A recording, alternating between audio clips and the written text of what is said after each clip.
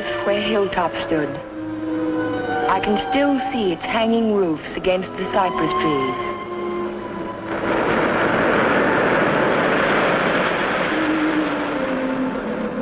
But Hilltop is no more. There is only a scar of jutting rock where once its windows glittered in the California sun. My Aunt Amelia's house still stands next door. I was a welcome guest within its walls, but to me it will always be a house of fear. I was afraid that Sunday morning in September. I was afraid before the doorbell rang.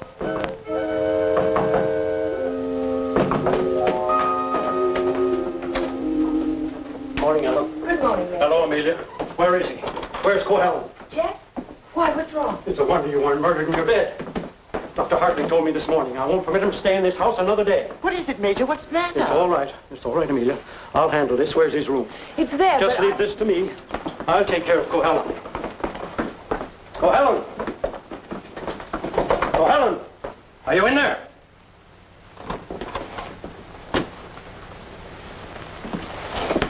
He's gone. He can't be. He said last night... Well, I mean, he must be around somewhere. I'll search the place from top to bottom. Would anyone mind telling me what all this excitement is about? You've been harboring a dangerous man. A man who is... Wouldn't it be fairer to Jeff if we waited until we find him and then he can speak for himself? Well, by all means, find him.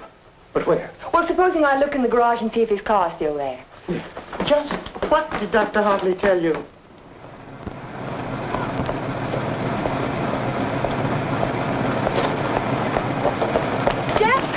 Jeff, are you in there? Jeff! Jeff, are you all right? Major Badger, hurry up! What's the trouble? What's the trouble? What's wrong? Jeff, I'm sitting in the motor. Oh, my. Oh, Stay out there, Amelia. Come in here, We haven't seen what happened to that boy. We've got to get him out in the air. Amelia, call for an ambulance. Yes, I will. Come on, Ellen. Right grab away. his shoulders. You grab his legs. You get him out in the air. Come on. Jeff, if only I had listened to the doctor. If you had only listened to him on the train. There was something wrong even then, something terribly wrong.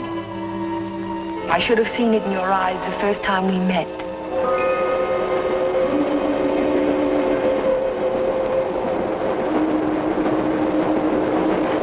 Well, hello, Jeff. Oh, hello, Doc. Patient in Los Angeles, or were you just doing the town? Oh, medical dinner at the Biltmore last night. What have you been up to? I spent a couple of days at the General Hospital. Those dizzy spells again? Nothing serious, I hope. When I need a doctor, I'll come to see you. I was getting some technical stuff for the Veterans Hospital I'm working on. Didn't I hear somewhere that Ben Shepard donated the land for it? That's right. Join me in a cup of coffee? No, thanks. I've just had breakfast. I'll see you later then. Oh, Jeff, Yes? I don't like those recurring periods of depression of yours. Why don't you come in and let me give you a checkup? One of these days.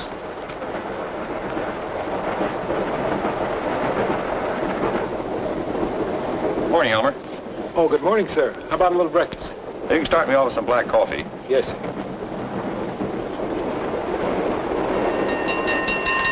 May I? Yes?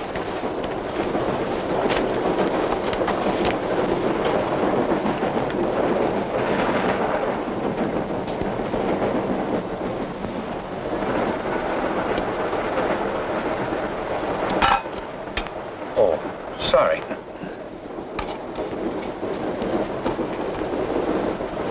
Go ahead, throw it. I've just saved the train from being wrecked. By throwing salt over your shoulder? Oh, by showing proper respect for the powers of darkness. Powers of darkness. What have we here? A disbeliever? Let's see what the tea leaves say about you.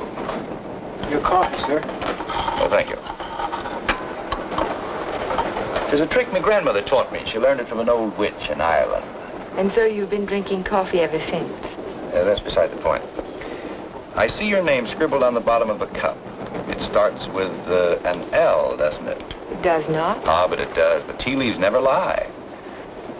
I see it now. L-N. Your name is Ellen. Isn't it? Yes. You You'll not be so quick to scoff now, will you? Now, let's see where you're from. I see a large body of water. Not so large as an ocean, but the next thing to it. Now, what could that be? Lake Superior. It's the largest lake in America. And you're from Lake Superior? From Minnesota. Now we'll go into your destination. It's Pine Cliff, of course. You wouldn't be on this train. But where in Pine Cliff? I see here an old woman and the letter A. Now, let me see. The old woman is standing in the garden and she's talking to her neighbor. So you're going to the city, she says. And what train will you be coming back on? Saturday's train, he says. Then you'll have a pleasant companion, she says, for my niece Ellen is coming to visit me and she'll be on Saturday's train. You see, the tea leaves never lie. And neither do the tea bags. But how will I know her, I says to Amelia. Sure, now, she says, just look around the parlor car and the prettiest girl there, that'll be Ellen Foster. You're a real Irishman, aren't you? You've obviously kissed the blonde stone. Kissed it, she says. I wear it on my watch fob. And just from what part of Ireland do you come? Flatbush.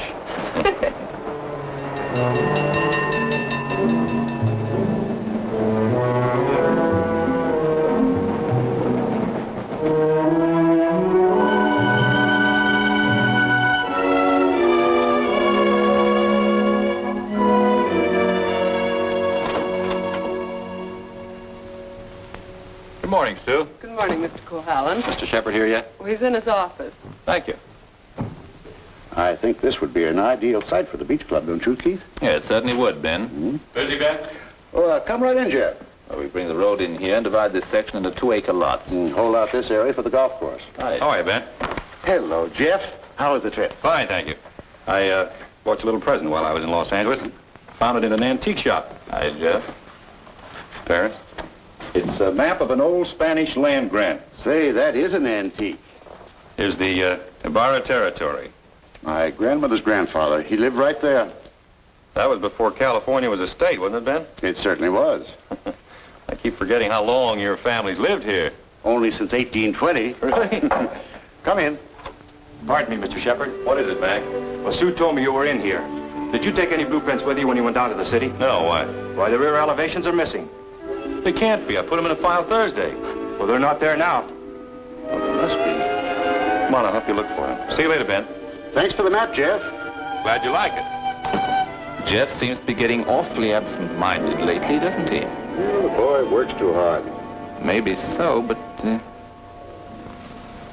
Say, that's quite a map, isn't it? Oh, it's a beauty. Look, here's our beach.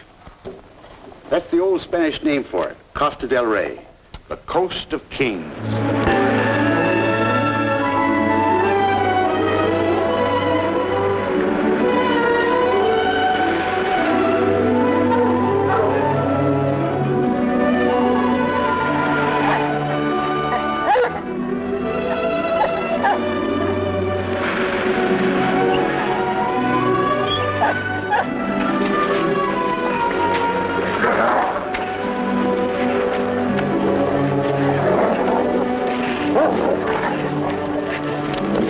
Down, mister, down.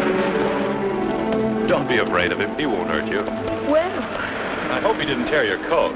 oh no, it's all right. I don't know what got into him. He never barks at people. He seemed to think I was an intruder. Oh, yes. Of course, that must be it. Is this a private beach? Oh, no. It's just that there was someone who used to sun here beside this rock. Well, I'll forgive him this time. I must say you own a very particular dog. I don't own him exactly. They own me. Shamrock and Mr. O'Grady. Mr. O'Grady? Isn't that an odd name for a German Shepherd? Well, it's Herr von Gradenstein on his papers. I translated. Well, I guess I ought to go home. I'll walk along with you.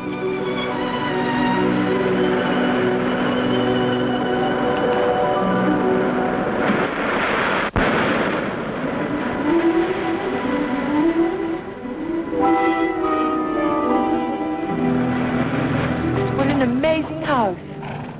Don't you like it? Yes, I think I do. It looks as if it had wings. As if it could take off and fly across the sea. That's the effect I was striving for when I built it. You built it? My house. It certainly belongs exactly where it is, doesn't it? Yes, I think a house ought to blend with its environment. If it's built in a valley, it should crouch between trees. If it's on top of a hill, it ought to be part of the sky.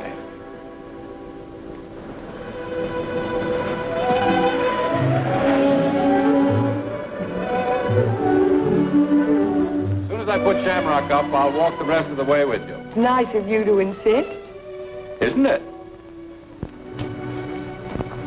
I'm beginning to like your house more and more. You can't take it all in at the first glance, can you? No, it's like some people that way, I guess. You have to know them a while. Like you, for instance? Yes, I suppose that's true of me, too. We don't have houses like that in Minnesota. Do you mind if I take a closer look at it? I thought you said you were late. Oh, another 10 minutes won't matter.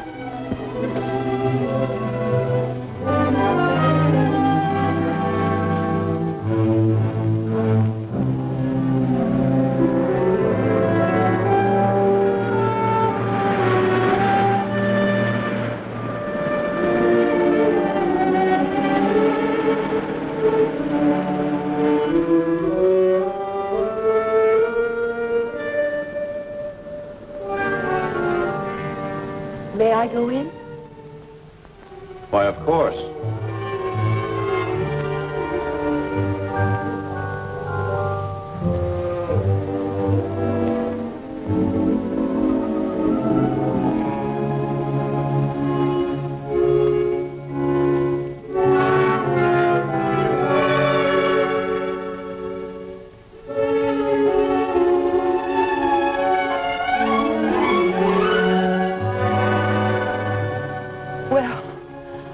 I just don't know what to say. You care for a drink? Thank you. Sherry, all right? Yes.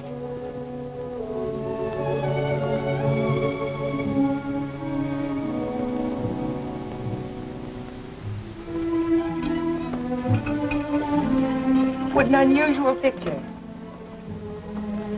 It's by Del Lopez, the Mexican modernist. Thank you. What's it called? Doesn't have a name. What does it suggest to you? Well, it's not real, but then it's not real either. It might be a garden in a dream. It might be. Or he dreamed of the girl who belonged in the garden. That's pretty good.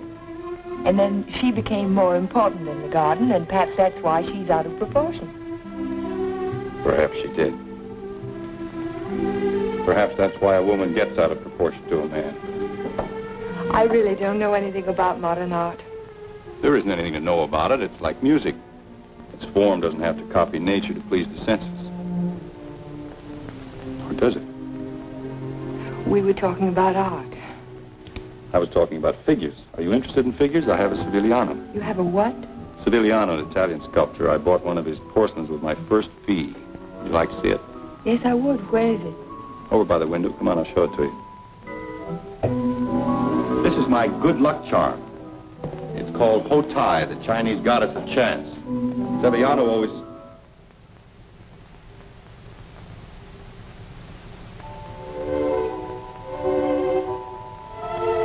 Oh, Jeff, I'm terribly sorry.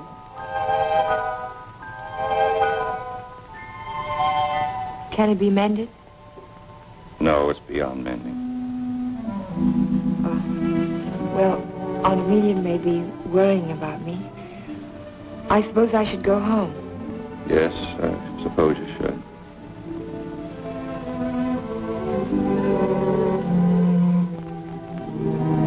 Goodbye.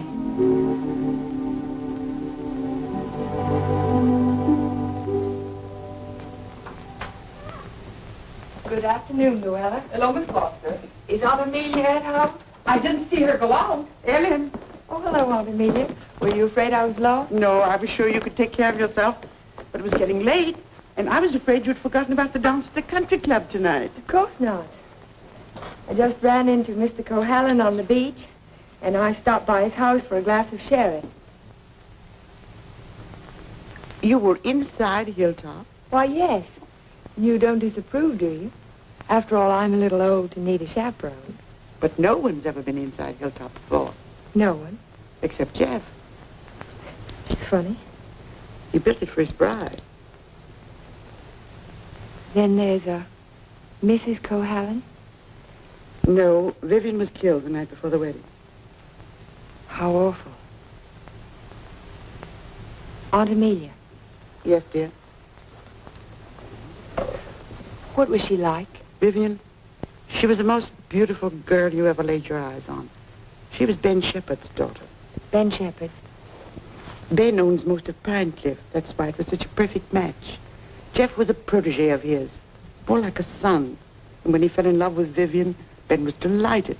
Of course, he adored Vivian, especially after her mother. And I shouldn't talk about a mother. It was such a scandal. Poor Ben. Aunt Amelia, you said that Vivian Shepherd was killed. Was it? It was an accident. Jeff told Ben it was bad luck to have a party before the wedding, but Ben insisted. There were so many people there. Jeff and Vivian stole away in her car, and 5 minutes later she was dead in a collision on 12-Mile Drive. You never can tell what private tragedies people have had, can you? I mean, when you first meet them. He seemed so light-hearted on the train. He can be that way sometimes, and the next minute he's strange, like never inviting people into his home and never mentioning Vivian's name. I can tell you one thing, we've been pretty worried about Jeff, but the way he's been acting. Well, how would you expect him to act after a shock like that? Seeing the woman he loved killed right in front of his eyes? It's a wonder he didn't go out of his mind. Don't get so excited, dear. I'm sorry. And don't get too interested in Jeff Cohalan. There are other attractive men in Pine Cliff. Oh, men who aren't... Men who aren't what, Aunt Amelia? Well, after all, he has had a tragedy in his life, and it's only a year ago. Hadn't we better get dressed? Yes.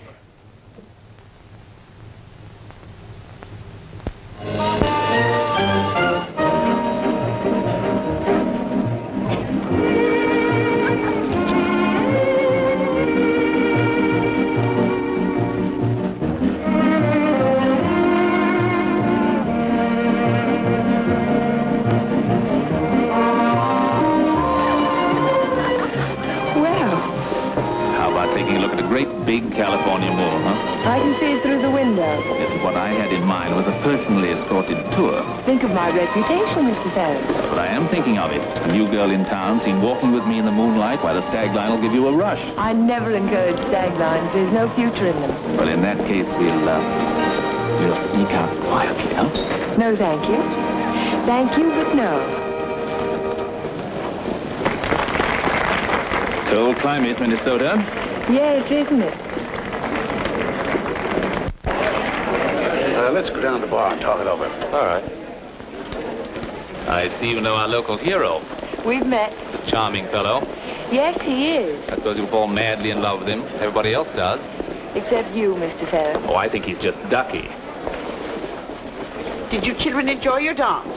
It was just ducking. Keith, you must sit down and have a drink with us. I thank you. I'd like to. Hello, Amelia. Hello, hello. Welcome home, Dodo. Thank you. Good evening, This is my niece, Ellen Foster. This is Miss Ferris, dear. How do you do? How do you do? And Dr. Hartley. Why, yes, we met on the train. My name is Ferris, too. You, I know. A waltz, Major. Now, you two stay right here and don't you move till we get back.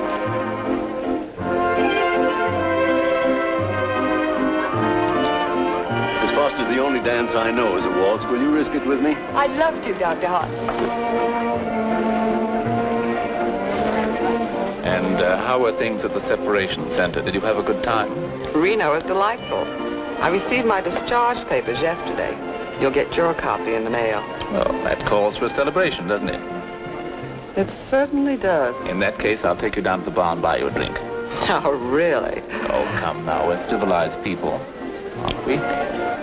Well, I guess it can't do any harm. You know, I think it ought to be a lot of fun, now that we're not married anymore.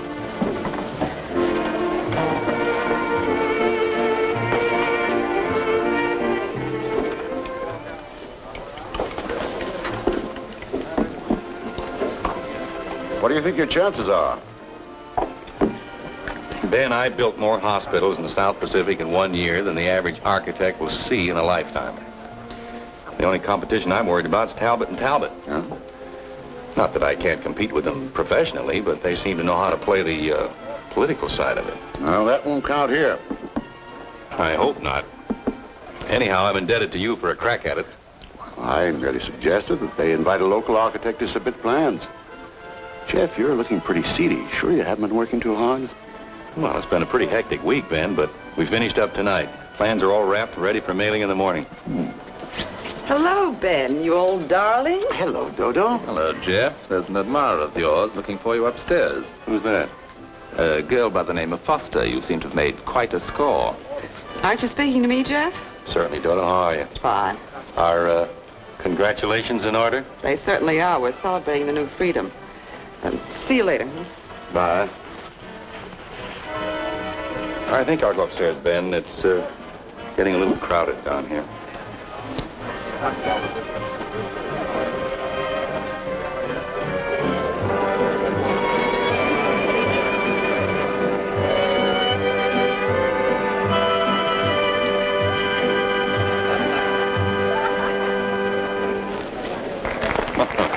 Too long? I'm completely exhausted.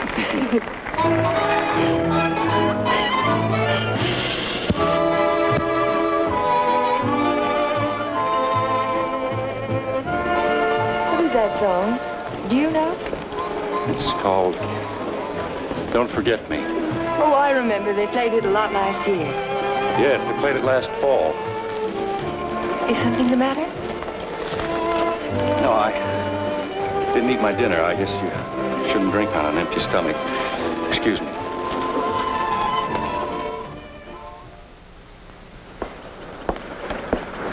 Here, Butch. Such a little animal, and yet he's got an appetite as big as mine. Well, Jeff doesn't answer. Oh, maybe he left early. But he looked so worried last night. Well, supposing he's ill and there's no one to take care of him. After all, dear, Jeff's a big boy now. Oh, how nice. We're invited to Ben's fiesta next week. He gives one every year. I think I'll walk over and make sure he's all right. Who, Ben? Oh, you mean Jeff?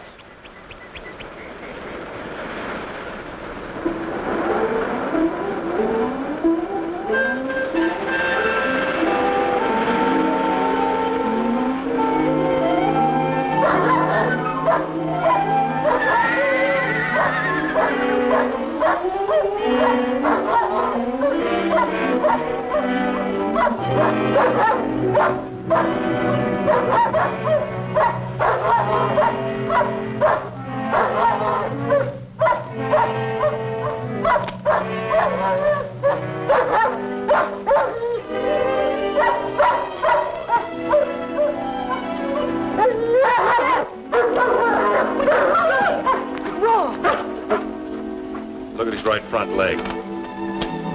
It's shattered. Poor Shamrock.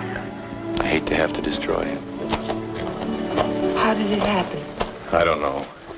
I don't know how it could have happened. You better wait for me outside.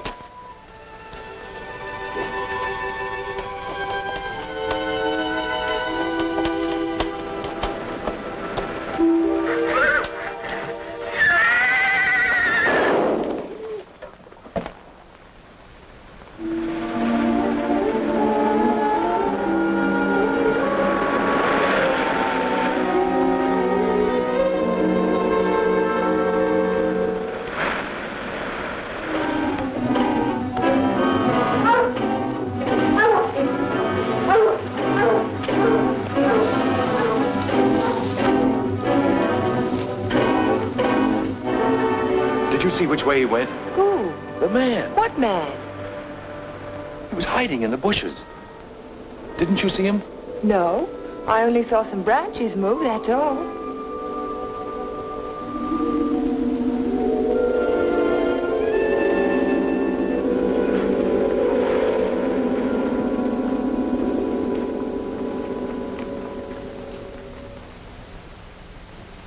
I've never seen lovelier roses. What are they called? Matador, I believe. They grow on the bush out on the terrace.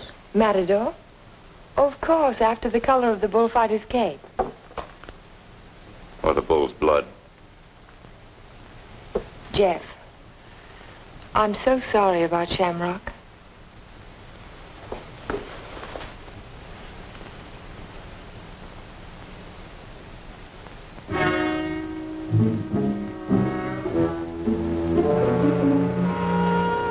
Helen, you better go now. You're not safe with me. Do you understand? I suppose I don't want to be safe. Please go now. I'll call you later. All right, Jeff.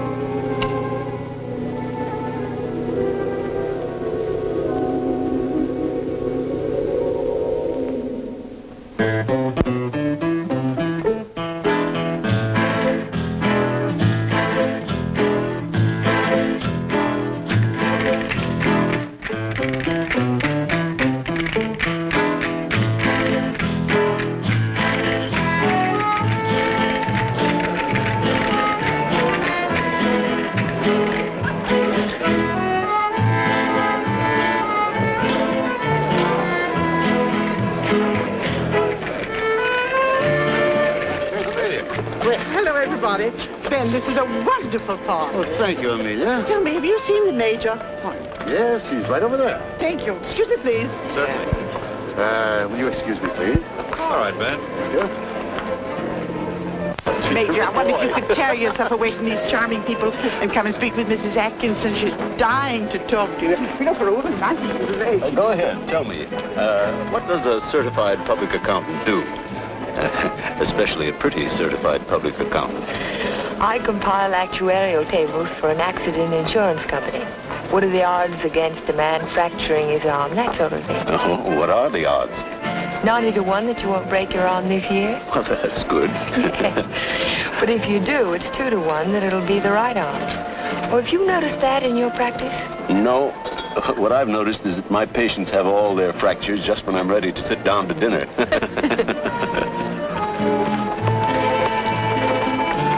Hey, you. Come here a minute. I want to talk to you. Si, senor. Didn't I see you around my place last week? Me? Me, no, senor. I'm sure I saw you hanging around my stable. Me? No, senor. Some other fellow, but not me. Just a minute. All right, go ahead. Well, I wonder what that was all about. Oh, the morning after the dance, I went over to see if Jeff was all right, and there was a prowler behind a bush. Did you see him yourself? No, but Jeff did. Oh. Cigarette? Thank you. Did you ever compile any figures on the incidence of mental diseases for your insurance company? No, they weren't on our list. Interesting subject. Who's sane and who isn't? Hard to tell sometimes. Do you know anything about paranoia? It's a form of hallucination, isn't it? Delusions of persecution. Starts with an inability to withstand stresses. Normal person experiences misfortune, throws it off sooner or later. But if a person is psychotic to begin with, he may start to imagine things. He might even begin to imagine there's a conspiracy against him. That's when he gets dangerous. Do you have a specific case in mind, Doctor, a person that you're treating? No, it's out of my field. I'm a general practitioner, not a psychiatrist. Senor Doctor. Yeah. Lady call on telephone, very sick. You come right away? Did you get the address? Si, senor. Oh, thank you. Forgive me, please. Of course.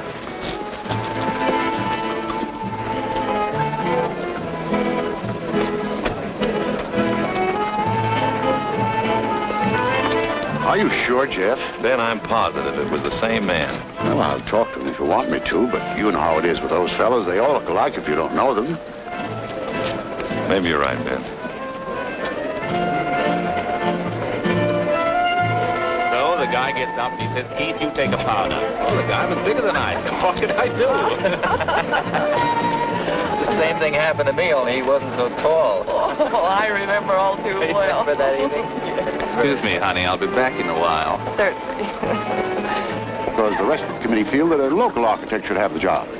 Ben, may I see you a moment? Surely. Excuse me, Jeff. Certainly.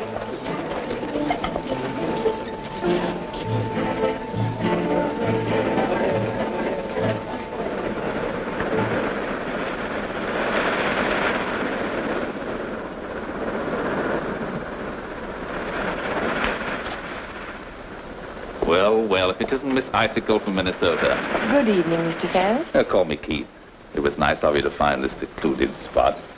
Are you always this way when you've been drinking? Oh, now this Miss Prim and Proper business didn't fool me for a minute. I spotted you the first night. Don't.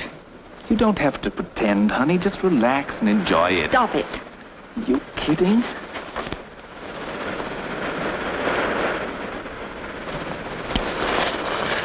Jeff. Hello, Galahad. Been playing Peeping Tom? Get out. Don't be ridiculous. As I was Would you saying, mind honey, leaving us alone? Jeff, please I'd like to don't. have a few words with him. Privately. If I ever catch you around Ellen again, I'll run you out of Pine Cliff. Galahad, you frighten me. I'm warning you, I mean it. Keep away from her. I know too much about you. So what? You'll never open your mouth. That's the beauty of it. It's your story, and you're stuck with it. I don't have to open my mouth. I can close yours. What are you two boys arguing about? What does anybody ever argue about? Politics. Oh, politics. Keith, will you do me a favor? Dr. Hartley had to leave on an emergency call. Will you see that Dodo gets home? She has a little headache. I'd be glad to. Ben, don't you think maybe I'd better? Look, I pay her alimony. I'll take her home.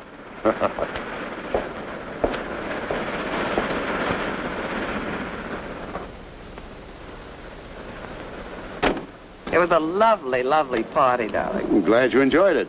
You're sure I can trust you to take her straight home? Oh, the car knows the way Ben all by itself. Good night, then. Oh, Ben. Yes? It might be a good idea to keep an eye on Jeff tonight. See that he doesn't drink anymore. He was getting a little out of control. Thanks, Keith.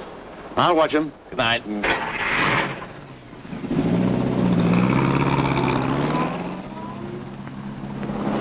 Still cutting the lad's throat, I see. An inch at a time. Every little bit helps. Helps what? Or is it just pure meanness on your part? Don't be stupid. Ben hasn't any heirs, has he? All that money and not even a second cousin.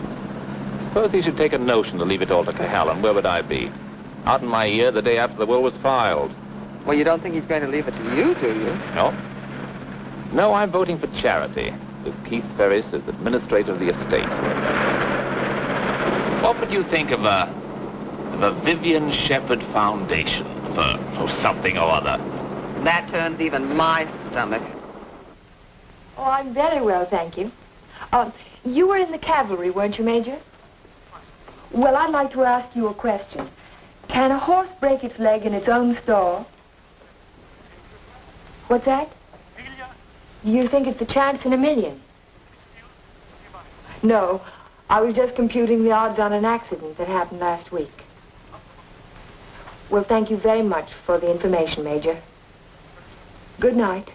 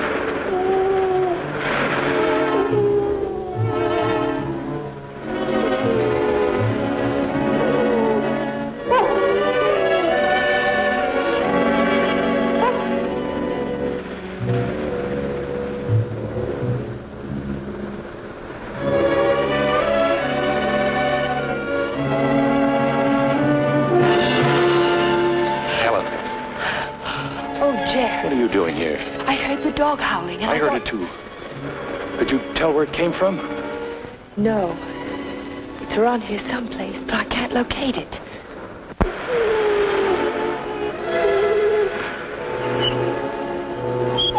Jeff, listen.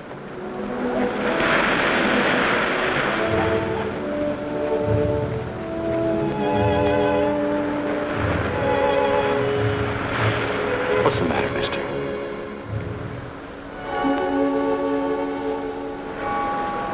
He's gone. Oh, Jeff.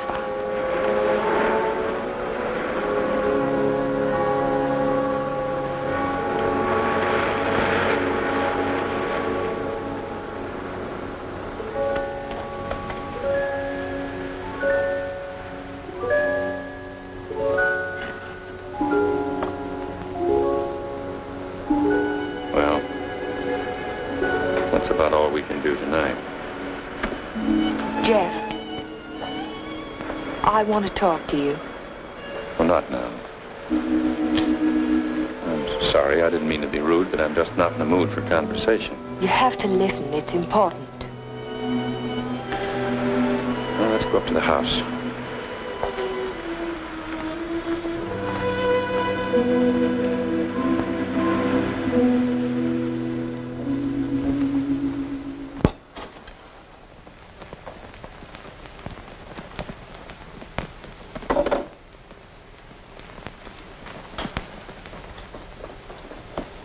All right, let's have it. I talked to Major Badger tonight. He can't understand how Shamrock could break his leg in his own stall. Well, he hasn't anything on me. I can't understand it either. Unless it's bad luck. Don't call it luck, Jeff. What would you call it? I'm not sure. A few days ago, this rose was on your matador bush. It was alive and beautiful. Now it's dead. Was that bad luck, or was it cause and effect? You picked it, so it died. I didn't pick it. The whole bush died overnight for no reason. There must be a reason. There's always a reason for everything. Is there? Maybe you can give me a reason for this. Take a good look at it. It looks different. Is it the way the light hits it? It isn't the light, it's the colors. Look at it again. Oh, I see what you mean. They faded, haven't they? All the life's gone out of it. Your rose bush dies. Your painting fades. But have you ever had a common, ordinary fall, Jeff? What do you mean? 65% of all accidents are falls. Falls down a flight of steps, falls out of a tree, falls off a ladder, or in a bathtub. But nothing of that sort ever happens to you. It's too ordinary. Your kind of accident has to be unique. What are you driving at? Your bad luck, Jeff. It's a little too bad to be true. Your porcelain figure fell off the table while nobody was in the house. Shamrock broke his leg while he was in his own stall. Now your picture fades. It's too bizarre, Jeff. The impossible can happen, but not over and over again. Are you trying to tell me they didn't happen? No, they happened all right, but it wasn't luck. Can't you see the pattern that runs through all your accidents? Shamrock, Mr. O'Grady, your picture, your statue, your rose bush, and the collision on the highway last year. That's when it all began. 6 accidents, and every one of them killed something you loved. Do you know what the mathematical odds are against a run like that? 1 billion to 1. Are you telling me they weren't accidents at all? No, I'm only trying to tell you that lightning can strike twice in the same place, Jeff, but not 6 times. You mean you think that all of these things have been planned by someone? Someone who hates you, who's trying to destroy you. Who could it be, Jeff? I don't know. We'll find out. We'll go back to the beginning, the night that Vivian was killed. We'll talk to the policeman who reported the accident. We'll find the garage they took the car to. We'll ask 1,000 questions about the accident and about Vivian. Ellen. We'll start tomorrow morning. We'll look for witnesses. Ellen, wait a minute. Perhaps the ambulance driver will remember something. I'll find him and I'll talk to him. You won't talk to anyone. Well, why? Why won't I? Because I don't want you to. But, Jeff... Listen to me. I don't want you asking questions. I don't want you investigating anything. This is my affair. I'll handle it my own way. I was only trying to help you. Well, now you've let me know where I stand. You don't want any help from me. All right, then, do it your own way. Ellen, listen to me. Just don't let any black cats cross your path. And if you see a horseshoe, pick it up and spit on it and throw it over your shoulder. That ought to take care of everything. Ellen.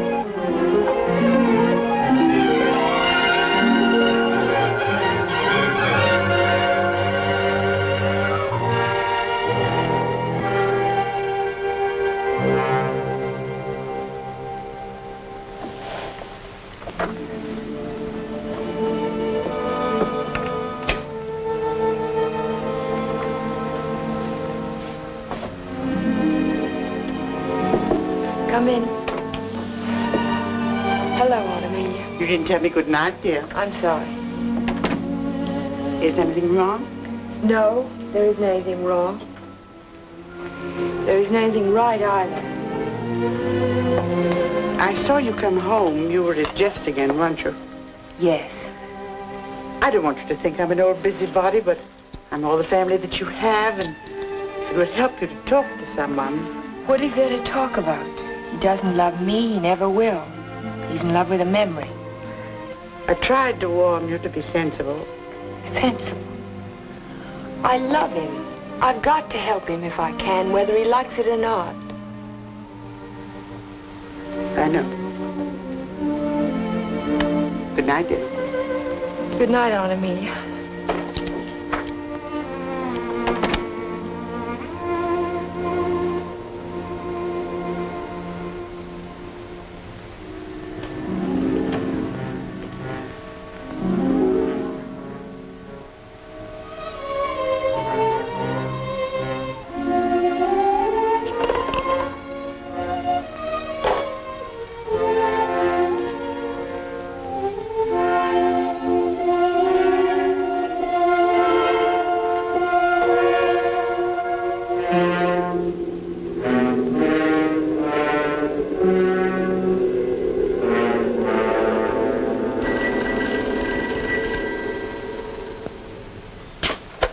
Hello? Hello, Jack. Oh, yes, Ellen.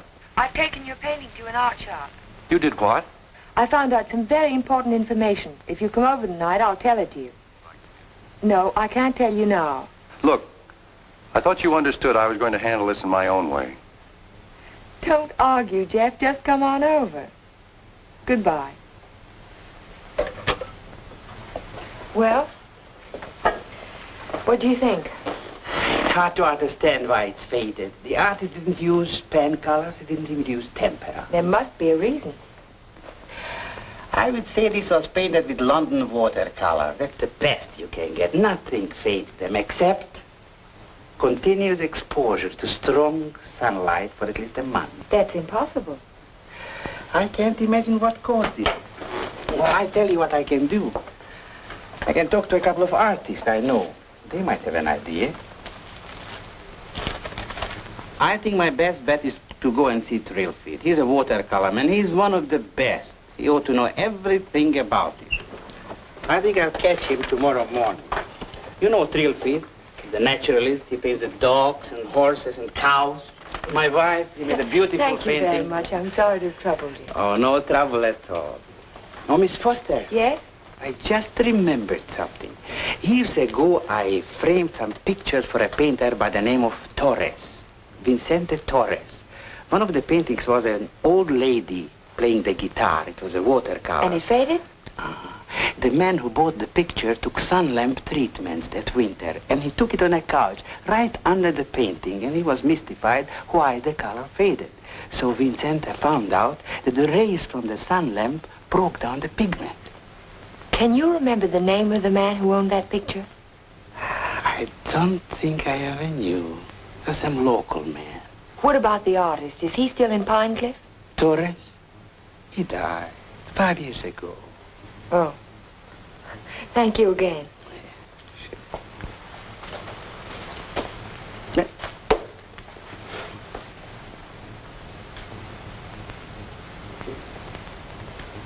Very strange. Have you told anybody else about this? Of course not. But someone in Pine Cliff knows that you can fade the colors out of a painting by turning a sun lamp on it. If we can find out who owns that picture, Jeff, the portrait of the old woman with the guitar... What would it prove? If somebody wants to destroy a painting, there must be 100 easier ways of doing it. That's not all. Read this.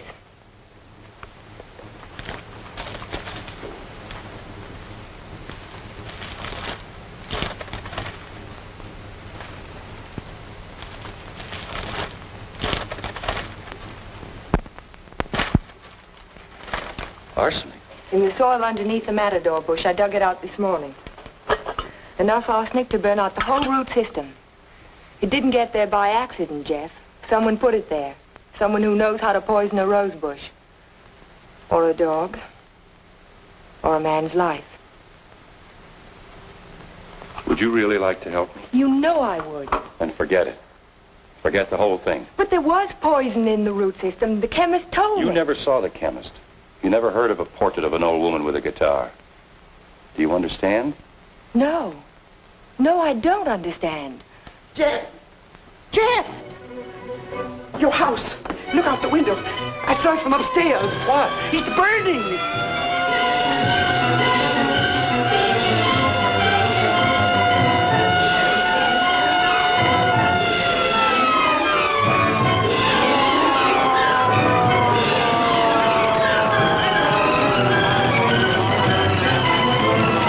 Sorry, we won't be able to save much, Mr. Cohalan. The fire got too big a start.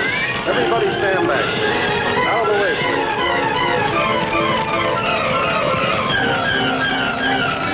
Hello, Jeff. A lovely fire, isn't it? You know, you can see it for miles. Jumped right in my car and drove over. Wouldn't have missed it for anything.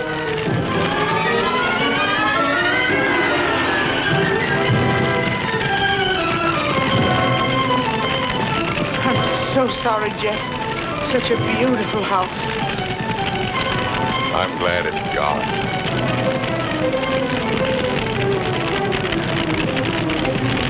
Be sure to tell Jeff that he's welcome to come and stay with us as long as he likes.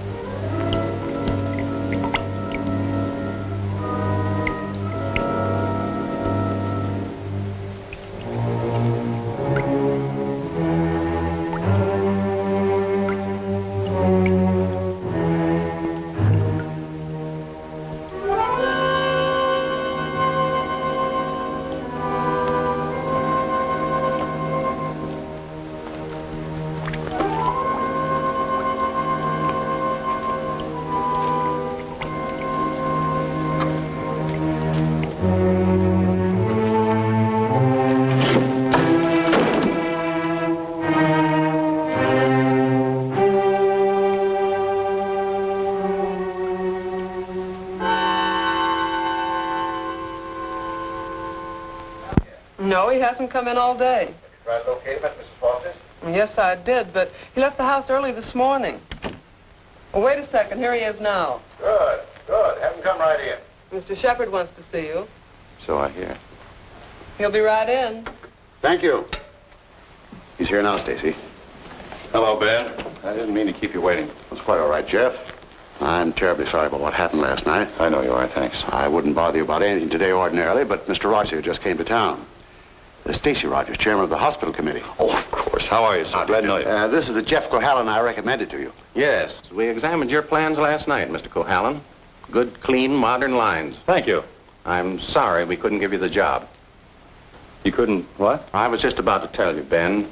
We decided on Talbot and Talbot. You did? Well, this is a surprise, Stacy. Which was it, Mr. Rogers? Politics or stupidity? I beg your pardon? If they'd given it to Magruder or Chesney and Pike, I wouldn't have said a word because I know the boys would have gotten a good, modern hospital. But Talbot and Talbot haven't had a new idea since Burnham did the Flatiron Building. Oh, now, take it easy, Jeff. Oh, they're not architects. They're political finaglers. Maybe you can tell me just one detail in their plan that was an improvement over mine. Name just one. Young man, your attitude doesn't deserve a reply. But since you're a friend of Mr. Shepard's, I will say to you that no member of the board, myself included, could understand how a reputable architect would submit his design for an important building with no interior detail whatsoever. No detail? There were 17 blueprints of the interior, right down to the placement of the operating tables and surgery. You may have drawn them, young man, but you didn't send them to us. There were no interior details? None at all. Could they have been misplaced somewhere in your office? Not possibly. The sealed packages were opened in the presence of the entire board. Maybe you misplaced them, Jeff. You know how absent-minded you've been. Suppose you can find the duplicates. Would the board be willing to reconsider? That's impossible. The contract has already been awarded.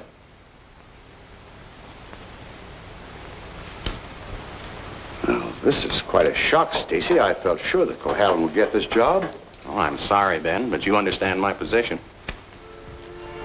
Jeff, you weren't going home without me, were you? Without you? You told me to drop in at 5:30 and you'd drive me home. Do you remember? I'm not going home now. Oh, is anything wrong? Everything's wrong. Come on, let's get out of here.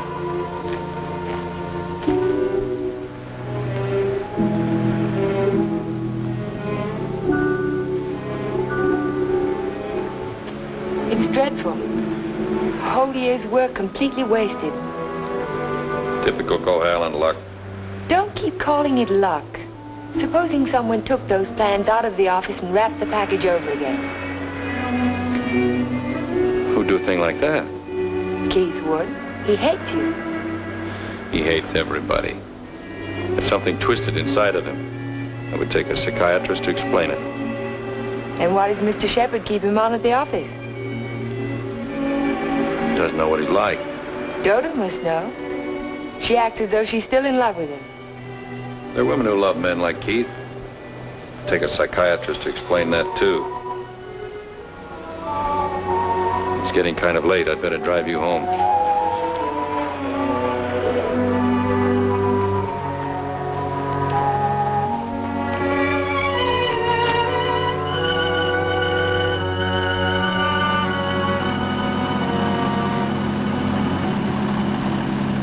Isn't this near where...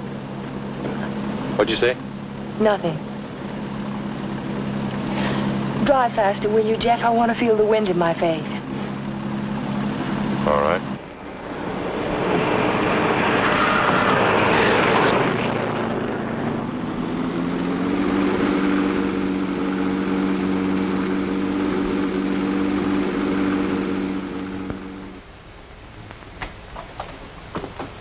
Here you are, Miss Foster. 296 Hall Street, Fall River, Massachusetts. Thank you very much, Sergeant. Just one thing more. The accident happened on 12 Mile Drive, didn't it? That's right. Just 3 miles from Pine Cliff. Thank you very much. Traffic department. Miss Foster. Who? Just a minute, please.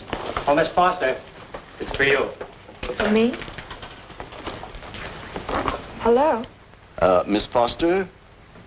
This is Dr. Hartley. Oh, hello, Doctor. How on earth did you know I was here? My office is just across the street. I saw you go into the police station as I parked my car.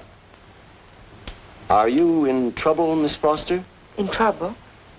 Why, no. I mean, not exactly. I think you better drop into my office. Can you come over right away? Well, I have a long-distance phone call to make first. Well, just as soon as you complete your call. Yes.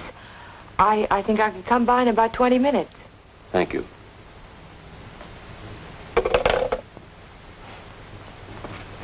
Thank you, Sergeant. That's all right. Miss Foster. Hello, Dr. Hartley. Come in. Come in.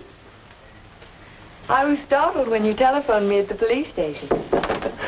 Well, I'm very glad I spotted you when I did. Why did you ask me if I was in trouble? Well, the fact is, I'm in rather an awkward position. But your aunt is getting along in years, and I didn't want to disturb her unduly, so I thought it best to discuss this matter with you. Sit down, sit down. Thank you. Yes, Doctor? Since I'm your aunt's physician, I feel it's my duty to inform you that she isn't safe. That neither one of you is safe, for that matter. So I wanted to get your permission to speak to your house guest, to ask him to move to a hotel. But I don't understand. What has that to do with my aunt's safety? Yes, I was afraid you'd ask me that. The fact is, you're forcing me to take an unethical action. The man isn't my patient, and even if he were... Whatever it is you're trying to say, Doctor, why don't you just go ahead and say it? Yes, you're quite correct. I'll come to the point. Let me say that I believe your house guest, Mr. Cohalan, is definitely paranoiac. He seems to have all the obvious symptoms of delusions of persecution. If that's true, then you and your aunt are in a hazardous position. Two helpless women in the same house with a man who may become dangerous at any moment. We can't allow it. May I ask you a question, Doctor? Certainly. You speak of delusions of persecution, but... Oh, a delusion is imaginary, a thing that never happened. That's right. But Jeff's dog was poisoned. His house was burned down. That was no delusion. I saw it myself. Did you see the gasoline can? Gasoline can? The gasoline can the police found in the ruins of Hilltop. It was an unusual type of container. Only one store in Pine Cliff sells them. And that store sold such a can to Jeff last Monday. How do you know? The chief of police told me so this morning. But I don't see how. And that isn't all. The body of the dog was disinterred. He died of arsenic poisoning. 2 days after his master brought a package of weed out. Are you trying to tell me that Jeff burned down his own house, that he poisoned his own dog? That's impossible. No man in his right mind... Exactly. No man in his right mind. But why? Why would he do a thing like that? Listen. Listen to this.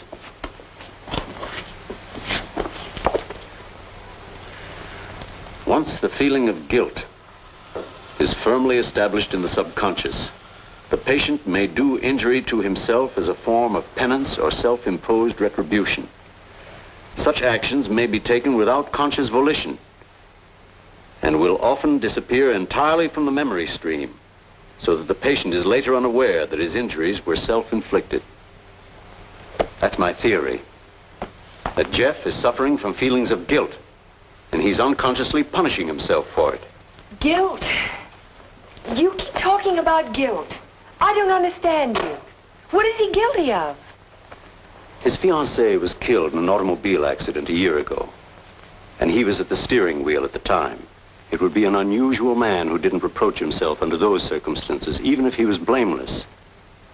And if he thought he was responsible for the death of the woman he loved, if the thought began to prey on his mind, it's rather an obvious theory, isn't it? Yes. Then I have your permission to speak to him. I'll be as tactful as possible. No, not yet. Not until Friday.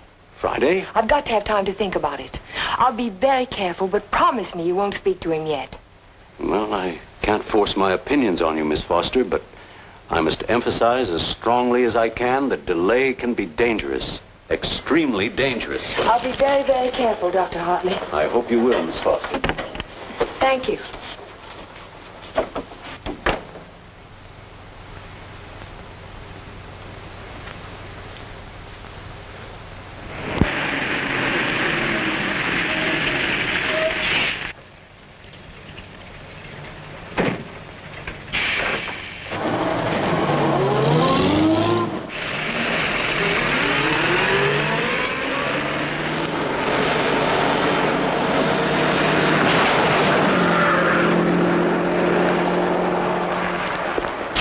That man must be crazy.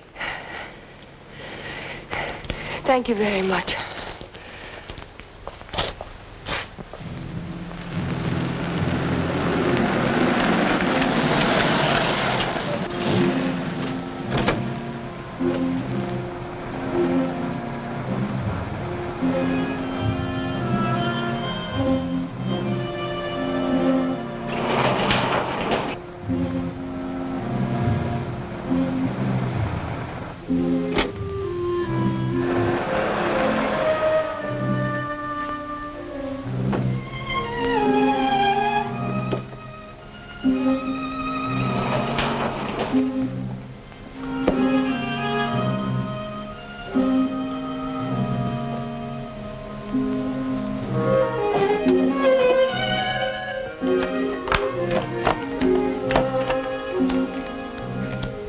Hello,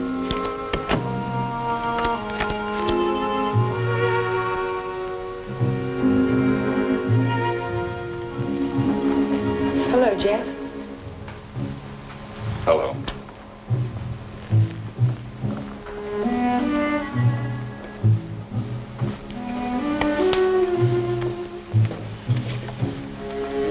Jack of spades. Is that bad luck? Like a black cat? A dead man's card. Oh? Is there a card for a dead woman? The queen of spades. I almost drew it this afternoon. Oh, what happened? Oh, I just gotten off the bus and was waiting to cross the street and a car nearly ran me down. It almost seemed to be trying to. Did you see the driver? No. I was too busy trying to get out of the way. What kind of a car was it? A green convertible. Like yours. Except the top was up. You've got to get out of here, Ellen. You've got to get out of Pine Cliff right away. Why, Jane? Because something else is going to happen. I can feel it. It might happen to you. I'm not going to leave, not now. I'm warning you, Ellen. It's no use, I'm not going. You're asking for trouble. Am I? Then I'll really ask for it.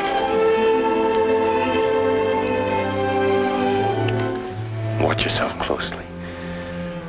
Watch yourself every minute. Don't trust anybody. Not even you? Not even me. Well, I think I'll go to bed now. Major Badger said he'd come by in the morning and take us to church. You won't forget what I said. You'll be careful. I'll be careful.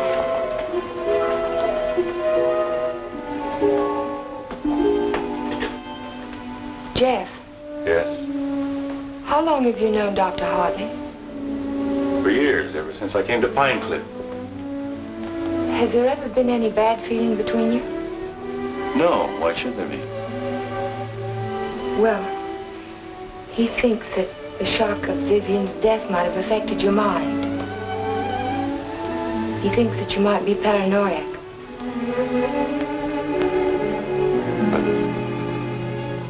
You don't think so, do you?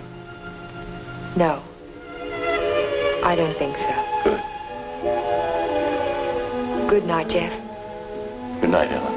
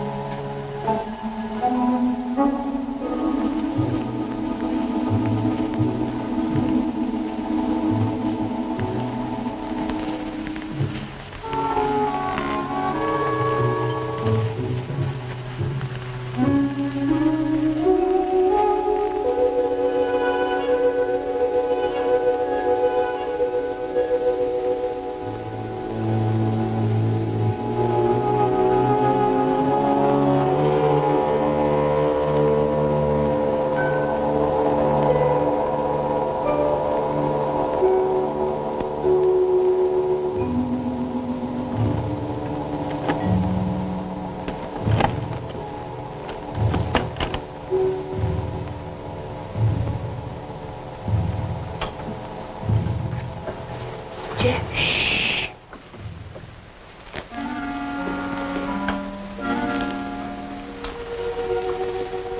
I had to see you again. I wanted you to have this. Don't be afraid to use it if you have to. I want you to wait for me tomorrow morning. Tomorrow morning? You mustn't leave the house. You mustn't leave the house without me. Promise you won't. All right, Jeff. I promise. You won't forget when Major Badger arrives? No, I won't forget. Good girl. Good night.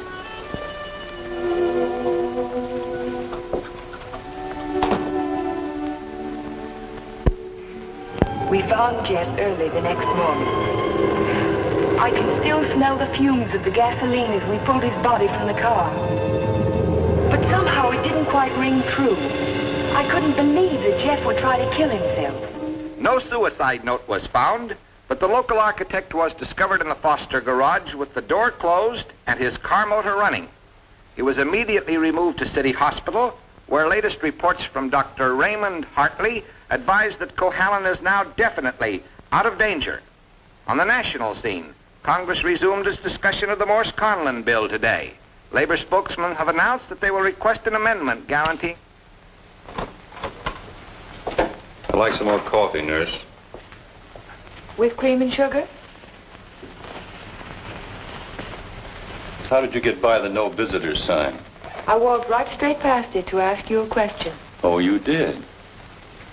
Well, suppose you walk right straight past it again, going the other way. Not till you've answered my question. Would you rather I rang for a nurse? Oh, you weren't that way on Saturday night when you needed me. I made you a promise then and I kept it. Now I think you owe me the answer to one question. Just one. Well, I won't ask you why you came to my room that night. I know the answer to that one. Oh, you do? Certainly. You wanted to make sure that I'd find you on Sunday morning before the motor ran too long. You probably didn't start it until after the major rang the doorbell. You don't miss much, do you? You counted on that, too. You knew that when we couldn't find you in your room, I'd think of looking in the garage, no thank you, to see if your car was still there. You have all the answers, haven't you? All except one. Why did you fill those buckets with gasoline? Fill the buckets? Oh, you saw that, too? Yes. I wasn't filling buckets. I was draining the gas tank. So if you didn't show up in time, the motor would stop running as soon as the gas in the carburetor was gone. But why? Why did you do it? You had your question. Don't be technical. Why did you pretend to commit suicide? When that car almost ran you down Saturday morning, you don't think that was an accident, do you? I couldn't get you to leave town, so I had to give him a different target. Different target? Me. Man doesn't kill my rose bush and my horse and my dog and then stop there. He must want to kill me. I can't wait any longer, not while strange automobiles are trying to run you down on the highway. I've got to force his hand now. I want him to think that it's safe to take a shot at me. Don't you understand?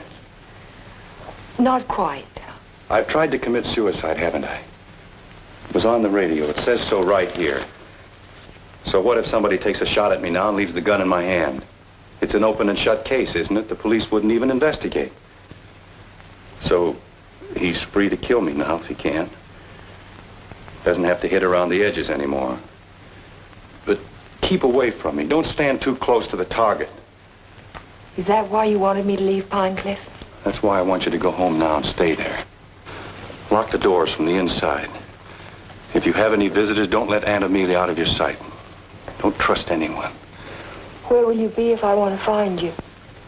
I don't know, but I have to get out of here. I can't wait for him to make the next move. I've got to get out and go after him. You say the exhibit was in 1939? The summer of 39. I ought to have that catalog somewhere.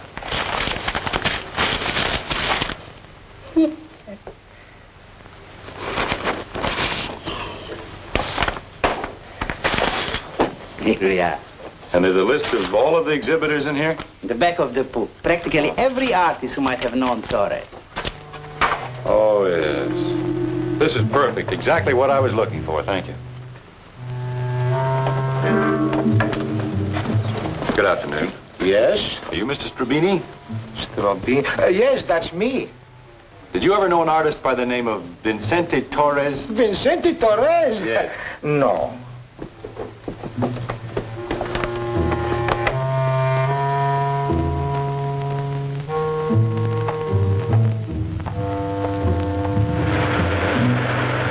Vincente Torres? Certainly I knew him well. Watercolor man. No sense of depth. Do you recall a painting he did, a portrait of an old woman with a guitar? An old woman with a guitar?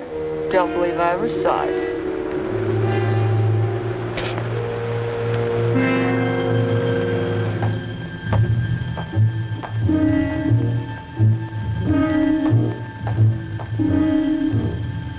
The old woman with the guitar?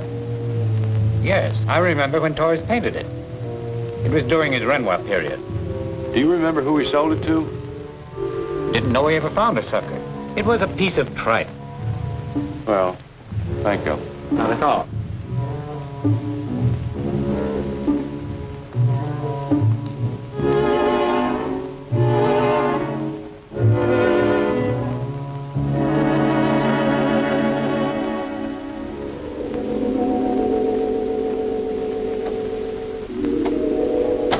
Why, Mr. Cohalan, Hello, Sue.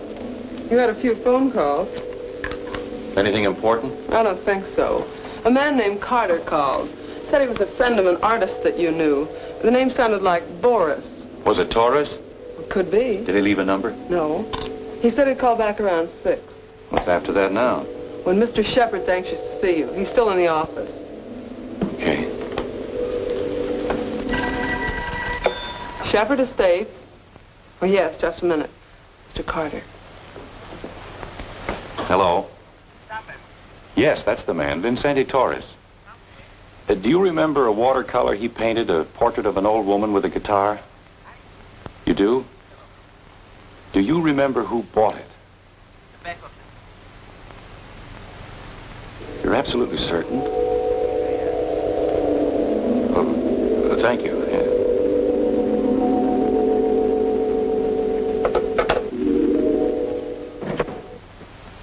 Oh, you're just the man I've been looking for. They wouldn't let me in the hospital, and you seem to have disappeared since you got out. Well, I had some important things to do, Ben. Well, anyhow, you're here now. That's the main thing. Of course, I know it was an accident, boy. You couldn't have done it deliberately. Couldn't I? Of course not. But just the same, you've been overworked lately. You're looking all fagged out. It's time you took a rest. Yes, I could use a rest. A nice long rest. It's just what I had in mind. As a matter of fact, I'm tired myself. That's why I'm thinking of taking a trip. See something of the world before I get too old. Sounds like a fine idea, Ben. It'd be a good idea for you too, Jeff. Why don't you come along with me? The two of us could have a pleasant time together. Leave all our worries behind and take things easy for a while. What kind of a trip were you thinking of, Ben? I haven't made up my mind. Where would you like to go? Oh, an ocean voyage might be nice. If the ship had a low rail and a long drop to the water. Or Niagara Falls might be handy, or the top of the Empire State Building. Don't talk like that, Jeff. Don't even think of such things. I wasn't thinking of suicide, Ben. I don't expect to jump. I expect to be pushed. You're crazy, Jeff. You're talking like a paranoiac. Where did you get that word, Ben? Did you read it in a book, complete with all the symptoms? I'm only trying to help you, but if you're going to take this... Sit down, Ben. Sit down and listen. You had all the tools to work with, didn't you? Your ranch hands who think you're a king will do anything you tell them to. I was out your place yesterday, Ben, looking for Pedro. They told me he didn't work for you anymore. Hadn't since the day after my house burned down. You let him go, didn't you? After he'd done his job. I'm beginning to think the doctor's right. I'm beginning to believe you do have delusions of persecution. Paranoia, Ben. You learned the word. Use it. When did you first plant the idea in Hartley's mind? Did you say, I'm a little worried about Jeff, and tap your finger on your forehead?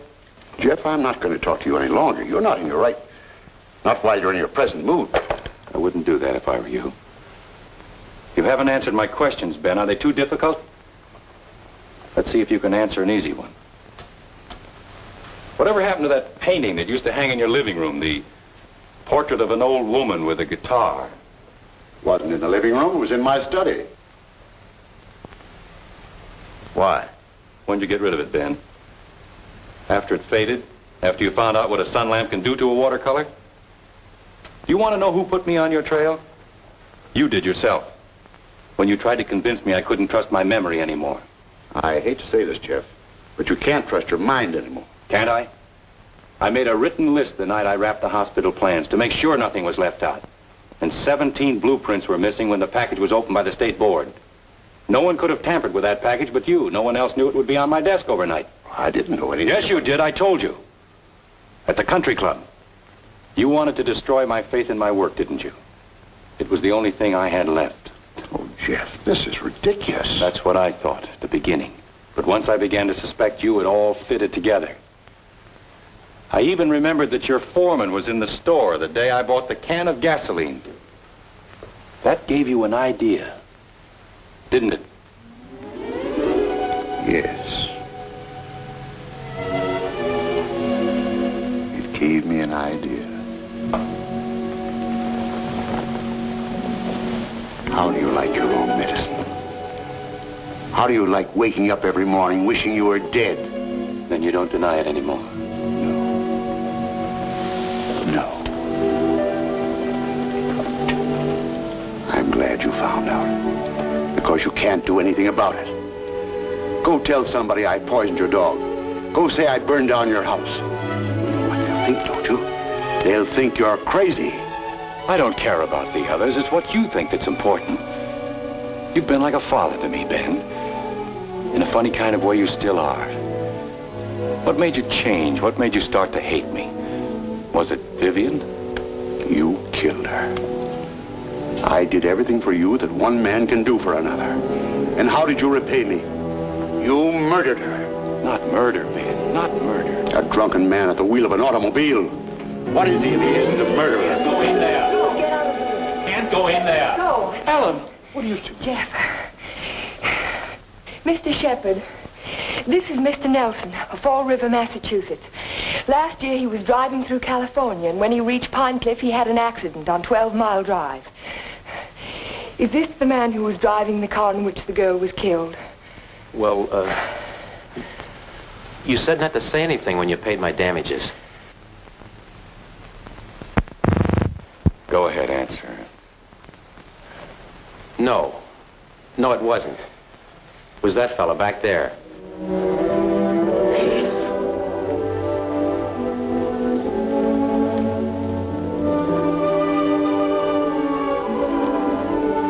Thank you, Mr. Nelson. I tried to keep it from you, Ben. At the party you gave the night before Vivian and I were to be married, I don't know whether you remember or not, I said something to you about the room being a little stuffy. I wanted to go outside for some air. I was really looking for Vivian.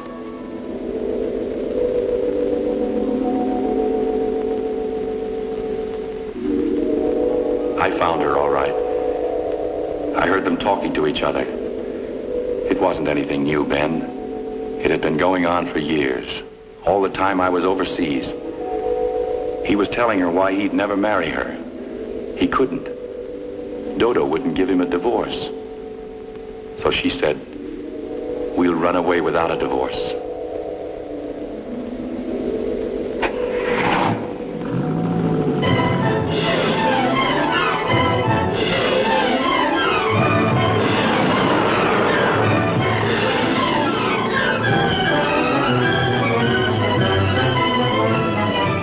On the 12-mile drive.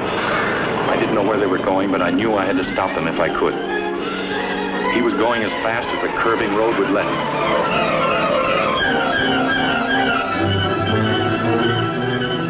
I tried to catch him, but he was driving like a madman. We were coming to the fort where 12 Mile Drive meets the highway. I saw a car approaching on the main road. Ferris didn't see the other car.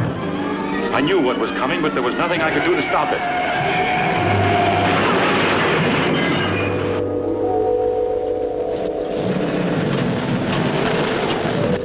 I jumped out of my car and ran toward the wreck.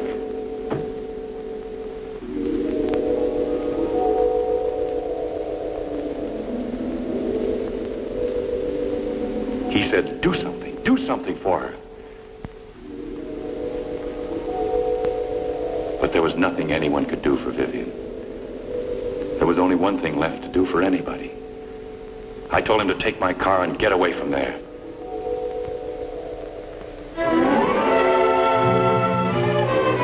I didn't want you to find out how she died, Ben.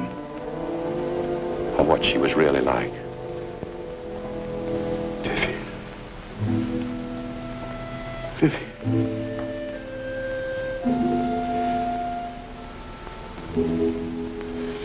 I'm sorry you had to know, Ben.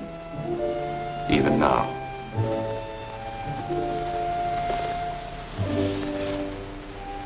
Vivian, I always gave you everything you wanted from the time you were a little girl.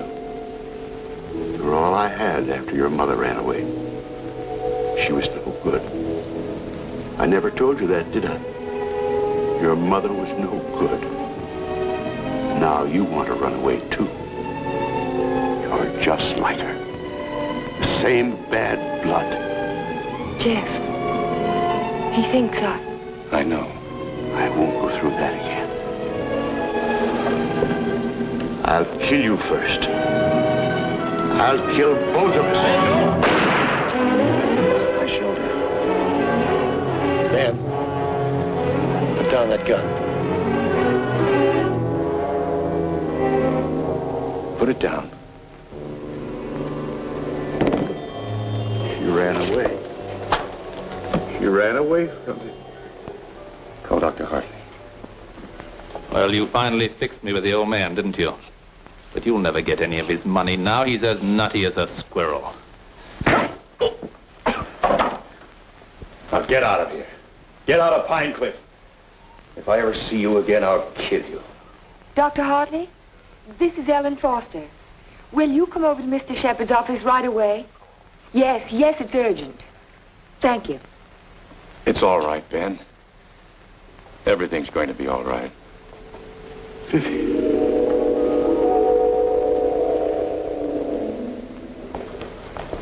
Well, Doctor, will he live? He's healing beautifully. No infection, no complications, simple perforation of the deltoid. And all the time I thought it was my shoulder. You won't need that thing anymore. Good. Yeah. He'll be as good as new in a week. Tell me about Ben. Well, Amelia, Ben was the psychopath, of course, from the beginning. I ought to have suspected it, of course. Now he's had what the psychiatrists call a catharsis. He's brought his troubles out into the open. Ellen helped to bring them out when she phoned Fall River. He'll be all right now, in time. Well, I'm very happy to hear that. Well, I hate to drag myself away, but the ill and injured are waiting. I'll see you to your car, Doctor. Bye, Ellen. Jeff? Goodbye, Dr. So long, Doc. And now, young lady, suppose you come along with me.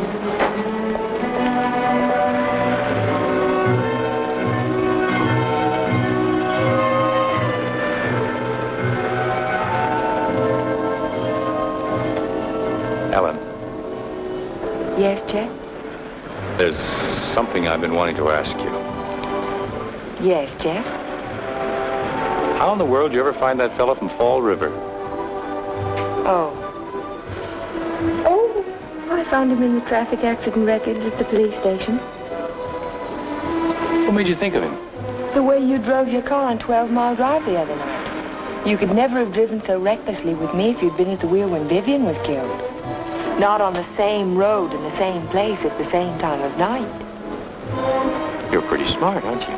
No. Yes, you are. You're very smart. No, I'm not. Oh, yes, you are. No, because I thought that you loved her. I thought you loved her all the time. I never really loved anyone.